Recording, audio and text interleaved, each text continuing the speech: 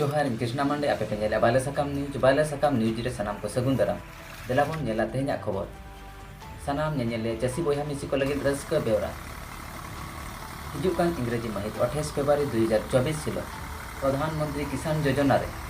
DBT तरीते सनाम चासी बोया मिसी को अकाउंट ते 12,000 टाका किन भेजा सदा जहां बोया मिसी को नित दरिते ई-केवाईसी बांगबन करावा अडी उसरा अतु सुर सुपुर मेना जनसेवा केंद्र बांग सीएससी सेंटर सला सगै जोड़ा कतन ई-केवाईसी बन कराम ताकि हिजुकान दिन रे सनाम लेकानान चासी को जहां तनिक सुविधा ᱧᱟᱢᱚᱜᱼᱟ सनाम लेकाना सुविधा बन ᱧᱟᱢ दाड़िया जहां बोया मिसी को आधार सेंडिंग लैंड सीडिंग रेना प्रॉब्लम मेना आकादा पकन असुविधा अनाट एटकेटोणे मेना आकादा जनसेवा केंद्र बांग सीएससी सेंटर सला जोगाजोग लेखान मा तबे सनाम ᱧᱮᱧᱮᱞᱤᱭᱟᱹ बोया मिसी को चासी बोया मिसी को ठेन अड़ी नेहर अरदास तहन कना अड़ी उसरा अपन अपिना केंद्र सरकार योजना तारा खन सनाम लेकाना सुविधा जहां ᱧᱟᱢᱚᱜᱚᱜ कना आलोबन पुचु जोमा।